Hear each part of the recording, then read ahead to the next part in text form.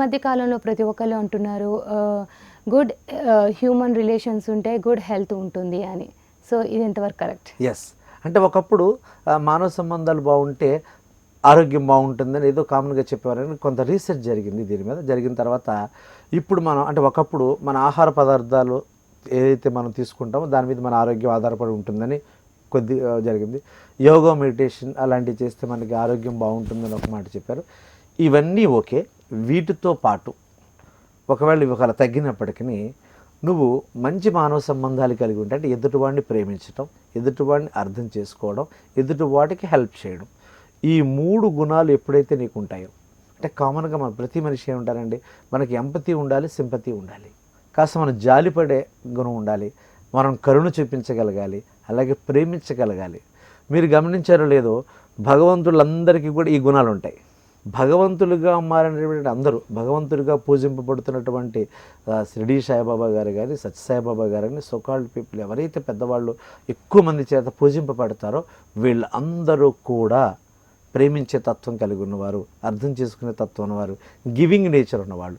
ఇవ్వడమే, పుచ్చుకోవడం తెలియదండి, బ్యాక్ తీసుకోవడం ఇష్టం ఉండదు. అలాంటి వాళ్ళందరూ కూడా మంచి మానవ సంబంధాలు కలిగి ఉన్నారని చెప్పడం అనేది మనం రెగ్యులర్గా చూస్తుంటామండి. చాలా ఉపన్యాసాల్లో పెద్దలు కూడా చెప్తుంటారు.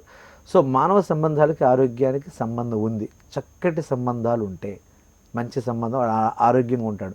మందులు వేసుకున్నా వేసుకోకపోయినా. సో అంటే మెడిసిన్ వాడకుండా ఆరోగ్యం వస్తుందని నేను చెప్పను. కానీ ఈ మధ్యకాలంలో ఏం జరుగుతుంది అంటే ఇంగ్లీష్ మెడిసిన్ లేకుండా మేము ఆయుర్వేదం ద్వారా కొన్ని తగ్గిస్తాము, లేదు మేము నేచురోపతి ద్వారా తగ్గిస్తాం అంటున్నారు. ఇవన్నీ ఒకప్పుడు లేనివి, అన్నీ ఉన్నవేనండి.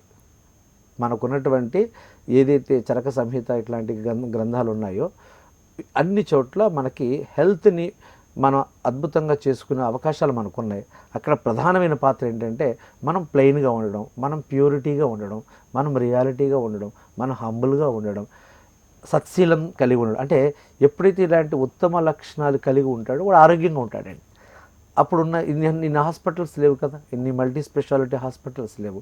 సో ఒక 50 ఏళ్లలో మీరు గమనించినట్లయితే అన్నీ పెరిగిపోయాయి. అంటే జనాభా పెరిగింది, నిరుద్యోగం పెరిగింది, రోగాలు పెరిగాయి. ఇంకా సోకాళ్ళు మనం కొన్ని విషయాలు చెప్పుకోవాల్సిన అవసరం లేదు, అన్నీ పెరిగిపోయాయి, అన్ని రేంజ్ బాగా పెరిగిపోయింది.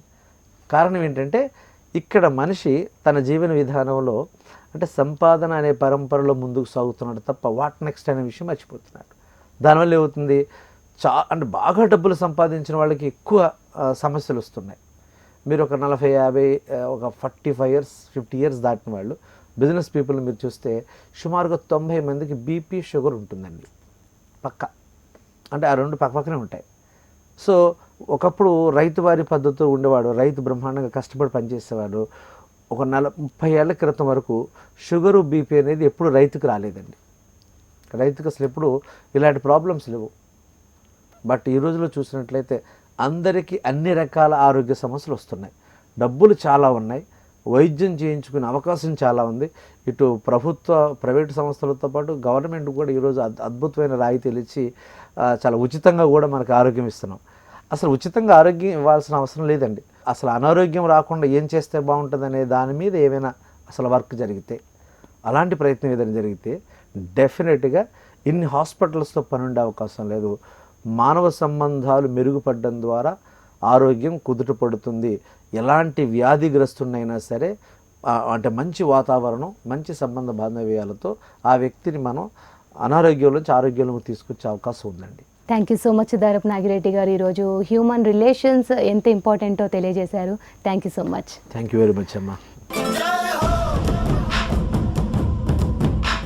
ఉపన్యాస కళలో మీరు నిష్ణాతులు అవ్వాలనుకుంటున్నారా? అయితే మీ కొరకే వక్త. వివరాల కోసం సంప్రదించాల్సిన ఫోన్ నంబర్ 9553586062.